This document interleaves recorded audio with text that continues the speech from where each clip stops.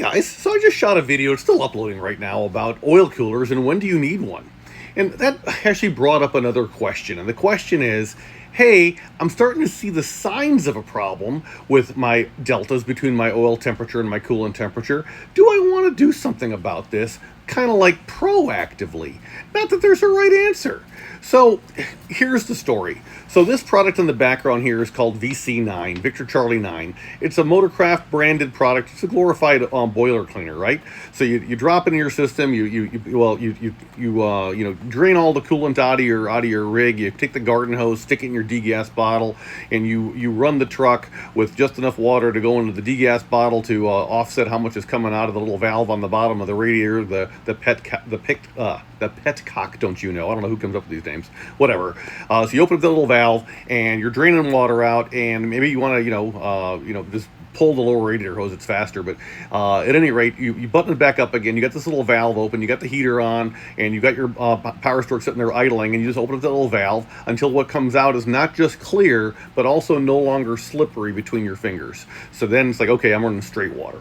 Then you run this product, VC9, 2 jugs of VC9, and go for like a 100-mile drive if you can. So full operating temperature and everything else, and I promise you, if you're like 98% of the rest of us, what you're going to drain out afterwards is going to look a heck of a lot like charcoal. Then what you do is you take a back flush valve. Maybe you want to use Fix Your Six's back flush valve. It's available on FICMRepair.com. Or maybe instead what you want to do is go ahead and just swallow, bite the bullet and pick up this IPR Research high flow coolant filter with manual select bypass, don't you know, and coolant manifold. And so then under that model, that little manifold bolts into the outlet side of the oil cooler, and you can go ahead and you can disconnect the hose from the filter side and just throw some compressed air in there. No, not at 120 psi. Let's have a brain about this, right? Keep it down below 40 psi to go ahead and back flush that oil cooler. And if you want to be really slick with it, what you'll do is you put a valve on that air, and you'll just kind of like on off on the valve, and that'll kind of like go ahead and force that gunk that you just freely clogged up in your oil cooler up out of there. Recognize that when you do this, there's a whole lot of no right answers. There's people that when they go ahead and they do this, it's like, oh my goodness, my deltas were 14, 15 degrees, and now they're like 3. Praise God, thank Jesus, all the things, 100%. There's also people that are like, man, I did that just like everyone says to do it, and now instead of 10, 11, 12, 14 deltas, I've got like 30. Yeah, I'm really sorry. And that now it's time to do an oil cooler. So recognize that it's just a risk, right? So if you're starting to have delta problems and your oil cooler is starting to flake out on you, and you're like, yeah, it's not awesome for me, my deltas are too high, you can absolutely try the VC9. I would 10 out of 10 recommend that. Just don't do that without also realizing that there's a possibility that you're going to make it dramatically worse, okay? So all of a sudden you go from a partially clogged up oil cooler to a totally stopped up, not cooling jack oil cooler, and now basically you made your truck not able to be driven. So it's like, oh my goodness. So go ahead and try it. If it works, praise God, thank Jesus, all the things. If it doesn't work, you're in it for an oil cooler. But obviously you're doing this because you were running too hot anyway, which isn't good for anything.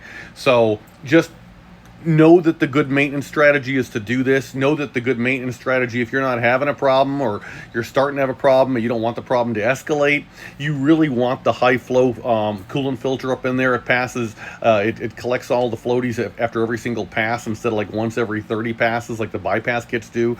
Now listen, if you don't have, if you only have literally 2 nickels to rub together and not a third, then by all means, pick up the bypass coolant filter from us, because it's a whole lot better than nothing. It's just not nearly as effective as this cleanable filter here, even though this puppy is absolutely money. So at any rate, your mileage will vary, but let me know what you think in the comments. FICMRepair.com, we're all in this together, and go ahead when you're using this, you back flush it all out, now's a great time to switch over coolant types. This product here is the one you want. Peak Final Charge Global. It's available at your O'Reilly's. It's also available at FICMRepair.com, just saying.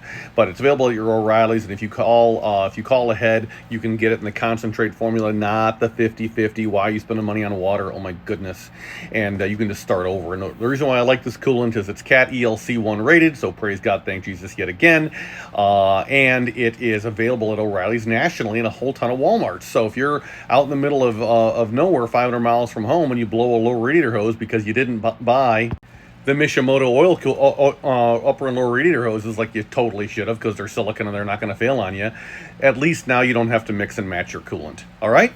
So I hope this helps somebody. A lot of stuff to take down here. Just recognize the truth of it. There are really no right answers. All right? FICMRepair.com. We're all in this together. If you want to chat about your situation, give us a shout. 515-897-4459, or just hit the contact us link on the site. Okay? Thanks. See ya.